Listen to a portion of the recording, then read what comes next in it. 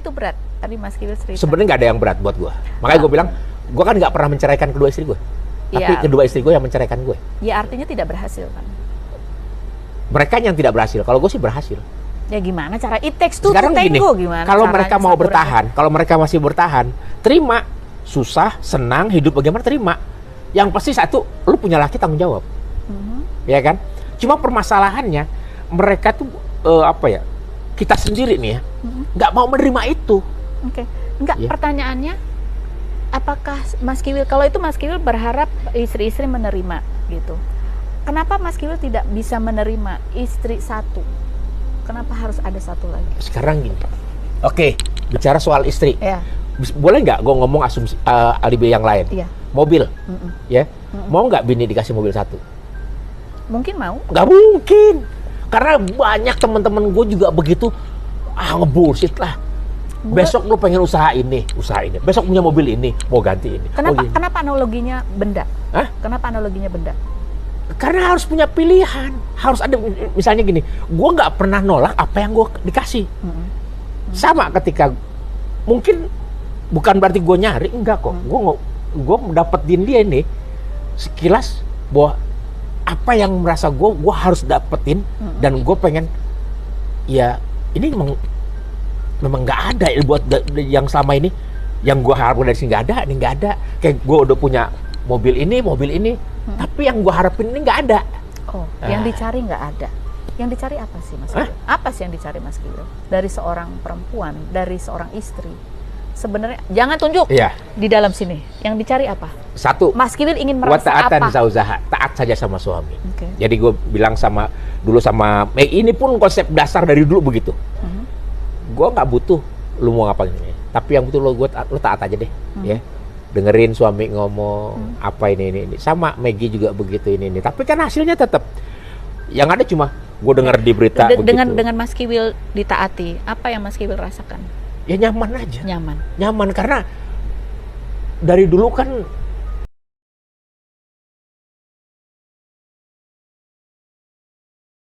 Mbak Rohimah dalam keadaan hamil 9 bulan ditelepon jalan sama perempuan lain yang juga sedang hamil. Masih ingat nggak ngomongnya apa? Oh masih. Dia bilang saya Maggie Wulandari, saya istrinya Bang Kiwil, saya sama Mas Kiwil. Saya lagi hamil. Aduh saya kaget dong. Lu jangan bercanda dong. Kalau mau bikin bercandaan jangan telepon saya gitu. Enggak Mbak, saya nggak bercanda, saya benar-benar istri Mas Kiwil.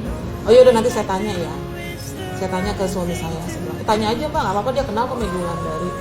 Sampai mamanya bilang ini, Wil, jangan ngamuk di sini ya. Kalau kamu ngamuk di sini saya panggil RT. Mamanya siapa? Mamanya Maggie. Bilang ke kita berdua, ke aku sama ke Kiwil. Aku bilang gini, oh enggak Bu, enggak, saya bukan orang kayak begitu. Saya bilang kayak gitu. Saya cuma pengen kejelasan ini benar apa enggak. Ya bener lah, anak saya kawin sama suami Anda. Emaknya ngomong begitu. Gitu. Saya bilang, oh iya. Saya minta keterangan dulu ya Bu, saya bilang gitu. Tapi jangan ngamuk di rumah saya. Oh tenang Bu, saya nggak bakal ngamuk di rumah Ibu.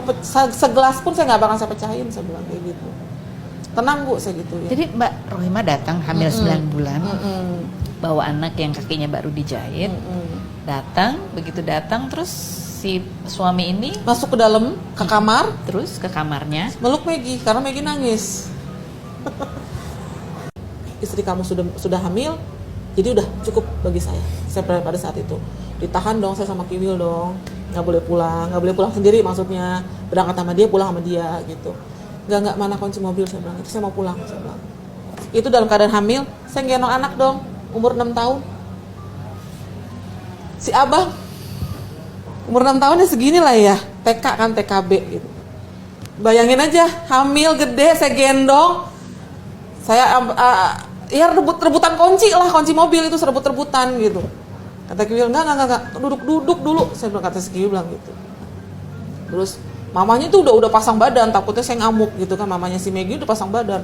Tolong ya, Anda jangan ngamuk di sini. Enggak Bu, saya mau pulang Bu, saya nggak mau ngamuk di sini, saya mau pulang. Saya bilang gitu. Saya penting saya udah tahu anak Ibu udah kawin, udah nikah sama suami saya. Silakan Bu, Ibu atur tuh suami saya. Saya gituin. Sampai mamanya, Wil ini gimana Wil? Iya mah pokoknya ntar. Ini saya lagi nginin si Bunda dulu gitu. Itu saya udah pengen buka pintu mobil, ditahan sama Kiwil. Masuk dulu Bun, tenang dulu, nanti ya pulang bareng sama ayah. Itu saya bilang enggak, saya mau pulang, saya bilang gitu. Yang penting saya udah tahu kamu, saya akan cerita besok sama keluarga besar, saya bilang gitu. Dan pada saat itu saya tahu terjadilah sudah drama. Maggie meluk saya, bilangnya, Mbak, saya mau jadi istrinya Bang, mau jadi adiknya Mbak, mau jadi sahabatnya Mbak. Dan kan saya cerai tuh depan saya. Maggie sama Kiwil saya suruh cerai pada saat itu. Kamu cerai sama Kiwil sekarang, anak kamu nanti lahir kasih ke saya. Saya anggap saya punya anak kembar. Saya bilang gitu. Kebetulan saya di USG, anak saya perempuan. Saya gituin. Kamu bilang katanya anak kamu nih laki-laki, biar saya anak kembar. Saya bilang gitu. Hari itu juga. Hari itu juga. Saya suruh dia cerai. Terus? Dia nggak mau. Mbak jangan Mbak, saya kan punya penyakit miom, kista. Saya nggak akan punya anak lagi. Katanya. Ternyata ada 3 kan. Gitu. Enggak Mbak, saya pengen jadi sahabatnya Mbak, saya pengen jadi adiknya Mbak. Saya udah terlanjur cinta sama Bang Kiwil, udah terlanjur sayang sama Bang Kiwil. Gimana sih dia hamil, saya hamil. Saya juga pengen saya lahir ada bapaknya, dia juga mungkin lahir ada bapaknya gitu, ada suaminya. Saya luluh lah pada saat itu. Saya peluk dia sekencang-kencangnya, saya bilang ayo kita jalan bareng-bareng. Pada saat itu dia belum punya apa-apa. Belum punya rumah, belum punya apa-apa.